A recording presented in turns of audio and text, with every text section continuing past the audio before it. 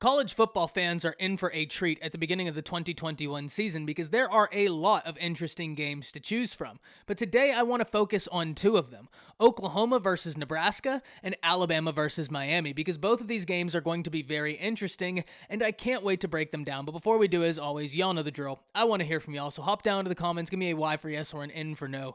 Do you believe that both Oklahoma and Alabama will be successful in their early out-of-conference games next season? And let me know what you're thinking there. If you're new to the channel, be sure to subscribe, hit that bell notification because I do constant college football content and you don't want to miss any of it. And if you enjoy that content, be sure to like, comment down below. Those interactions are massive for content creators such as myself and getting picked up and maintained by the YouTube algorithm.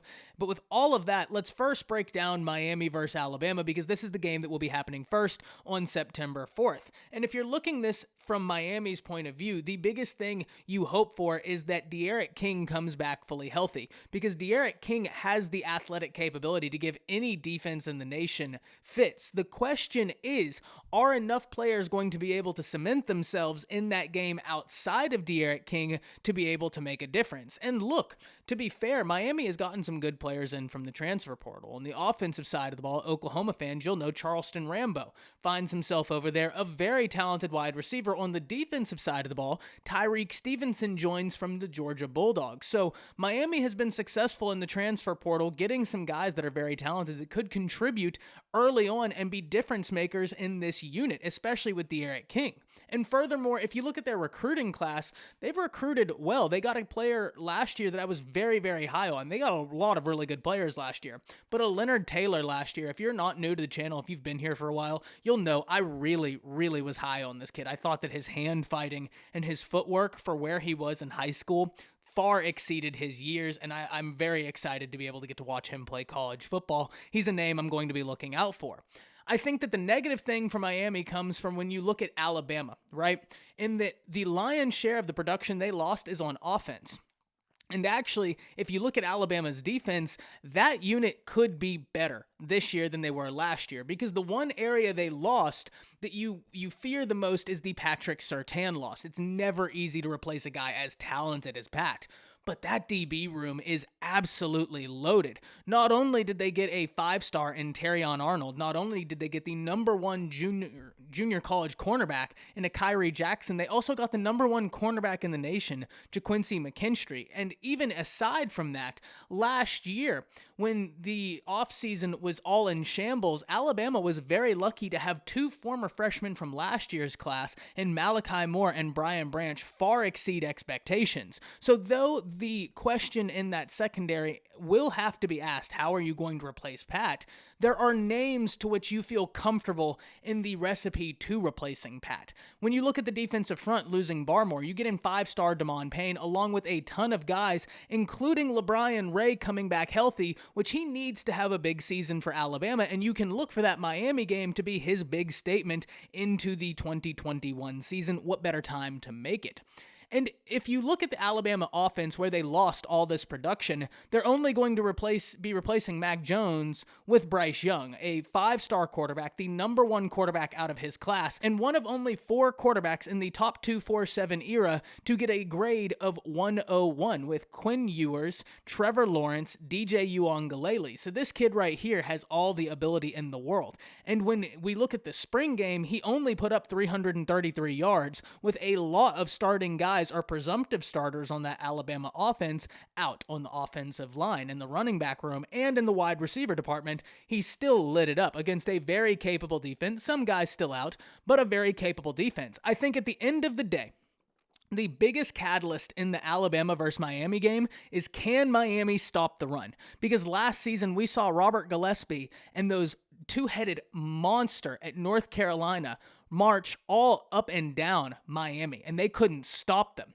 Unfortunately for Miami, Robert Gillespie is no longer with North Carolina. He finds himself with the Alabama Crimson Tide. And though Alabama doesn't have Najee Harris, they have a stable of running backs. Brian Robinson, I think, is going to make himself known on the national stage of college football. But even then, Jace McClellan, the true freshman last year, only averaged 10.7 yards per carry. If you can't stop the run at all, it doesn't matter how effective you've been early game at stopping the pass. If they're able to get the run on you and go for over 100 yards, I don't know how Miami wins this. If they can't stop the run, Bryce is going to eat them up in the passing game with his ability to extend plays, and especially when you lost two talented edge rushers to the draft. Those guys right there don't grow on trees. You'll be a talented team, but those guys right there had first-round ability that Miami just lost off the edge to the NFL draft. So I think Alabama's in a good position, but make no mistake, this Miami team has got some players. They were able to get guys out of the transfer portal like Rambo, like Stevenson, that should help this game. And at the end of the day, De'Aaron King is De'Aaron King. He's incredibly talented, but the Alabama Crimson Tide are going to be looking to make a statement, and you really don't bet against Nick Saban when he has time. On the flip side, a few weeks later, we have Nebraska versus Oklahoma, and I'm really, really excited for this game. You know, this is something I haven't talked about on this channel, but growing up, my dad was a massive Nebraska fan. He actually spent a lot of time in Lincoln, Nebraska working before he started his career. And because of that, and because of the lack of anything to do in the area, he found himself going to Nebraska football games all of the time, and he found himself in the area in a lot of the heyday of Nebraska football. So growing up, Nebraska football, Alabama football was a staple of my household every weekend, and I grew up just south of the Oklahoma border in Texas, so obviously Texas and OU football were sprinkled in as well. I have a deep appreciation for the history of the rivalry between Nebraska and Oklahoma. This is a rich rivalry. This is a rivalry that used to just light up college football. This is a game I really can't wait for. And this is a game that we have got to talk about now because it is in the news for all the reasons you were hoping it wouldn't be, because the TV deals have come out and they have this game slotted for the 11 a.m. start time. Now, what are the negatives to this? Well, Oklahoma was looking to use this game as a recruiting catalyst, and it's not that you still can't. It's Oklahoma. It's Lincoln Riley, right? Norman's a great college town. You're still going to be able to use this. That's not the point. It's the point of having prime time where you know how many eyes are going to be on that game. You get to tell recruits, this is a out-of-conference game that has historic implications, rivalry implications, and it's on prime time. You know if you come here, that prime time slot is yours. Not getting it in the prime time is a little bit of a hit, and I can actually understand where a lot of the people who are agitated at this are coming from because this is a rivalry game. A lot of people are right when they say probably should be in a prime time slot. However, I think it's also very important to note that one of the big reasons it's not in a primetime slot is because this right here should be a slaughtering. Nebraska was abysmal last year. There's really no other way to put it, and they haven't been great for quite some time. And I really don't expect that to change next year against Oklahoma. I understand that this is a rivalry game, and when rivalry games come about, all reason, all rhyme goes out the window.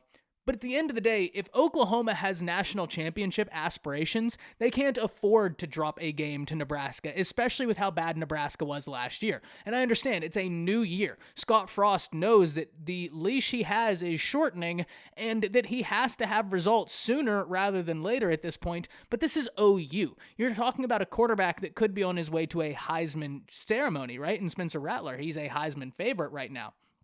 An incredibly talented offense across the board, whether we're talking running back, wide receiver. You have potential at the offensive line. Great coaching. A defense that looks to be as good as any Sooner defense we've seen in recent memory, or a lot better. Grinch has got a lot of excitement going there. You cannot afford to lose this game.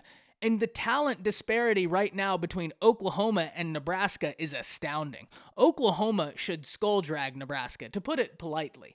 I don't think that this will be much of a contest. I don't think Nebraska has the speed to keep up with Oklahoma on the outside, especially when you add in Mario Williams to the situation and the play caller is Lincoln Riley and he can keep you unbalanced. Oklahoma has the recipe to be able to hurt a lot of teams this season, especially a team that might be down on itself in a Nebraska. So I understand. This is a rivalry game. It has history. This history should lend itself to a primetime slot. However, Oklahoma is probably going to trounce Nebraska and just hop all over them, and I don't expect this to be a close game. And I've had people tell me, but this is a rivalry game. This could be close. We don't need to overlook Nebraska. Absolutely. You never overlook an opponent. You prepare for that opponent as if it's the national championship week in and week out, and that's how you succeed. But if we're being honest, OU, if they're trying to get to the national championship, they can't be losing to Nebraska, right? Because the committee, then you're putting all of the power in the committee's hands, and you don't want to do that. The key to making the college football playoff is eliminating all of the choosing power from the committee to where they don't have a choice. You do that by going undefeated.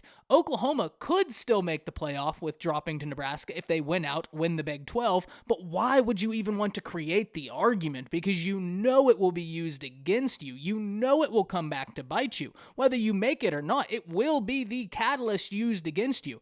Lincoln Riley understands this. The Sooners understand this. This team understands this because it's a senior group with big aspirations, and deservedly so. I haven't hid where I believe Oklahoma will find themselves this year. I do believe that they'll be in the playoffs. I think that Iowa State and Texas will present challenges. I think Texas will present different challenges than most people expect, but I think OU will be able to handle them. Once again, you cannot give the committee any choosing power. You want to eliminate all choosing power from the committee. That way the argument is squarely in your court, and it is only you. You don't have to have anybody saying, oh, but they lost this game. And Oklahoma has the talent to be able to run the table on their schedule this year. Iowa State's going to be tough, but Oklahoma is incredibly talented, especially when you look at the transfers they added in, like a Key Lawrence, like a Eric Gray. My goodness me. And then the freshmen you get in. There's so many talented freshmen we've talked about on this channel. At the end of the day, I understand, but this is going to be a bloodbath if Oklahoma comes out and handles business the way they should, the way that I believe they will if they're in a championed mindset. And that's where we need to see the Sooners at.